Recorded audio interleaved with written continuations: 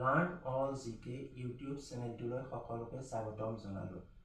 ভিডিঅ'টি আৰম্ভণি কৰাৰ আগতে সকলোকে বিনম্ৰতাৰে অনুৰোধ জনালোঁ, আপুনি যদি আমাৰ চেনেলটোলৈ আজি ফাৰ্ষ্ট আহিছে বা আমাৰ চেনেলটো যদি এতিয়ালৈকে ছাবস্ক্ৰাইব কৰা নাই, অনুগ্ৰহ কৰি আমাৰ চেনেলটো ছাবস্ক্ৰাইব কৰি দিব আৰু আমাৰ ভিডিঅ'বিলাক আগলৈ লাইক শ্বেয়াৰ কৰি দিবলৈ অনুৰোধ জনালোঁ। আহক এতিয়া আমি ভিডিঅ'টো ষ্টাৰ্ট কৰোঁ। আজি এতিয়া আমি এডিআৰ 15 ছেপ্টেম্বৰ 2024 পৰীক্ষাৰ প্ৰশ্নকাকতৰ কিছু মেমৰি বেছ প্ৰশ্ন আলোচনা কৰিম। আপুনি আপোনাৰ মনত থকা কুৱেশ্যনবিলাক আমালৈকে পঠিয়াই দিব। আমি তেতিয়া নেক্সট আগন্তুক ভিডিঅ'টিত প্ৰশ্নসমূহৰ উত্তৰ দিবলৈ যত্ন কৰিম। আজি এতিয়ালৈকে আমাৰ হাতত পৰা কেইটামান কুৱেশ্যনৰ আজি আমি আলোচনা কৰিম। মই আপোনালোকৰ এই ডিছক্ৰিপশ্যন বক্সত এটা হোৱাটছআপ গ্ৰুপৰ লিংক দিম। আপোনালোকে তাত জইন হৈ ল'ব আৰু আমাৰ টেলিগ্ৰাম চেনেলো এটা আছে, তাতো আপোনালোকে জইন হৈ ল'ব আৰু কুৱেশ্যনসমূহ তাত আমি আলোচনা কৰিম আৰু আপোনালোকে কুৱেশ্যনসমূহ আমালৈ পঠিয়াই দিব। তেতিয়া আমি কুৱেশ্যনসমূহৰ উত্তৰ দিবলৈ যত্ন কৰিম। অফিচিয়েল প্ৰশ্নকাকতখন যেতিয়া আমাৰ হাতত পৰে তেতিয়া আমি অফিচিয়েল প্ৰশ্নকাকতখন ভালদৰে এনচাৰ কৰি আপলোড কৰি দিম আপোনালোকক। আশা কৰোঁ আজি আপোনালোকৰ পৰীক্ষা সকলোৰে ভালেই হ'ল আৰু সকলোৱে ভাল হওক সেইটোৱেই কামনা কৰিছোঁ। আপোনালোকৰ পৰীক্ষাৰ প্ৰশ্ন কেনে হ'ল, পৰীক্ষা কেনে হ'ল আপোনালোকে আমাৰ কমেণ্ট বক্সত জনাব আৰু কেনেকুৱা পালে জনাব। চাকৰিটো বহুত কমেই আছে কিন্তু কেণ্ডিডেটৰ সংখ্যা বেছি, গতিকে সকলোৱে চাকৰি নাপায়। তথাপিও এতিয়া ক'ব নোৱাৰি, যেতিয়া এক্সামৰ ৰিজাল্ট দিয়া যাব তেতিয়া কাট অফৰ ওপৰত ভিত্তি কৰি মেৰিট লিষ্ট প্ৰস্তুত কৰা হ'ব আৰু তেতিয়ালৈকে সকলোৱে অপেক্ষা কৰক।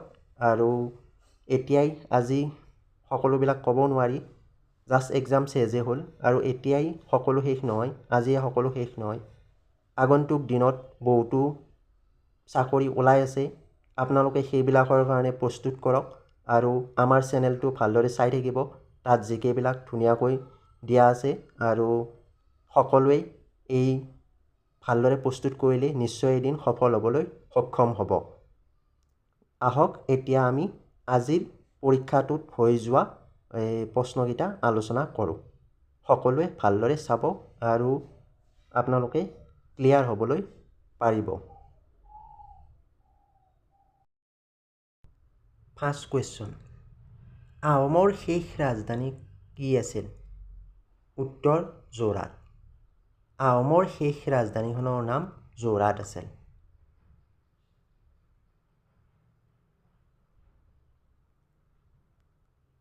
দুই নম্বৰ, অলকানন্দ পুথিখন কোনে ৰচনা কৰিছিল? উত্তৰটো হ'ল নলিনীবালা দেৱী। অলকানন্দ পুথিখন নলিনীবালা দেৱীয়ে ৰচনা কৰিছিল।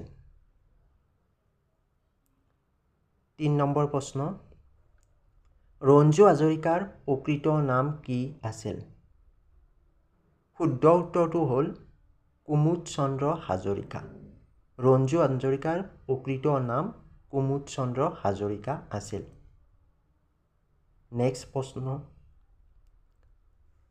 4 নম্বৰ, প্ৰেছিডেণ্ট অফ USA কোন আছিল? মানে আমেৰিকাৰ ৰাষ্ট্ৰপতি কোন আছিল? শুদ্ধ উত্তৰটো হ'ল জ' বিডেন। জ' বিডেন আমেৰিকাৰ বৰ্তমান ৰাষ্ট্ৰপতি হয়। নেক্সট 5 নম্বৰ কুৱেশ্যন, নুমলীগড় তেল শোধনাগাৰ কোন জিলাত আছে? শুদ্ধ উত্তৰটো হ'ল গোলাঘাট জিলাত আছে। নুমলীগড় তেল শোধনাগাৰ গোলাঘাট জিলাত অৱস্থিত হয়। নেক্সট কুৱেশ্যন, নীতি আয়োগৰ অধ্যক্ষ কোন? উত্তৰটো হ'ল নীতি আয়োগৰ বৰ্তমান অধ্যক্ষ বৰ্তমান প্ৰধানমন্ত্ৰী নৰেন্দ্ৰ মোদী, গতিকে নীতি আয়োগৰ অধ্যক্ষ বৰ্তমান নৰেন্দ্ৰ মোদীয়ে হয়। নেক্সট কুৱেশ্যন, টোকলাই চাহ গৱেষণা কেন্দ্ৰটো ক'ত আছে? উত্তৰটো হ'ল যোৰহাটত। টোকলাই চাহ গৱেষণা কেন্দ্ৰটো যোৰহাট জিলাত অৱস্থিত হয়। চাহ অসমৰ বাবে বিখ্যাত আৰু অসমত চাহ গৱেষণা কেন্দ্ৰটো উজনি অসমৰ যোৰহাট জিলাত আছে। নেক্সট কুৱেশ্যন, প্ৰথমখন বেদৰ কি নাম আছিল? ঋগ্বেদ। বেদ আমি পাই আহিছিলোঁ বেদ 4খন। ঋগ্বেদ, যজুৰ্বেদ, সামবেদ আৰু অথৰ্ববেদ। তাৰে প্ৰথমখন আছিল কি? ঋগ্বেদ। ঋগ্বেদ প্ৰথম বেদ আছিল। নেক্সট কুৱেশ্যন, শংকৰদেৱৰ আইতাকৰ নাম কি আছিল? উত্তৰটো হ'ল খেৰসুতি। আমি শংকৰদেৱৰ বিষয়টো বহুত পাই আহিছোঁ আৰু আমি বিভিন্ন ধৰণৰ কথা, বিভিন্ন ধৰণৰ কুৱেশ্যন শংকৰদেৱৰ ওপৰত আমি অলৰেডি ডিছকাছ কৰিছোঁ। গতিকে এইটো সহজ প্ৰশ্ন হয়। শংকৰদেৱৰ আইতাকৰ নাম খেৰসুতি আছিল। নেক্সট কুৱেশ্যন 10 নম্বৰ, ৰাছিয়া আৰু আমেৰিকাক কোন প্ৰণালীয়ে চুই গৈছে?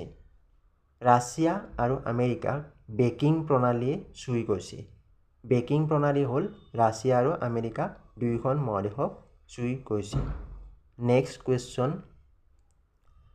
অপজিট ৱাৰ্ড অফ চৰো কি?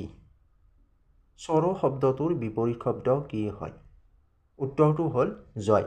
চৰো শব্দৰ বিপৰীত অৰ্থ জয়। জয় মানে আনন্দ।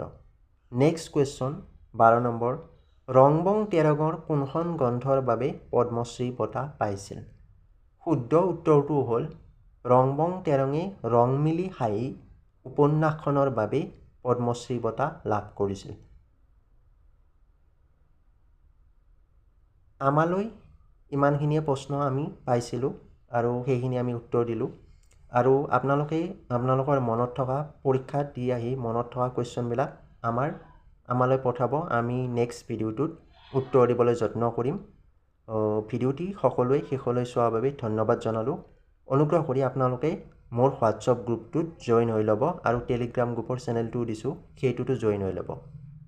ধন্যবাদ।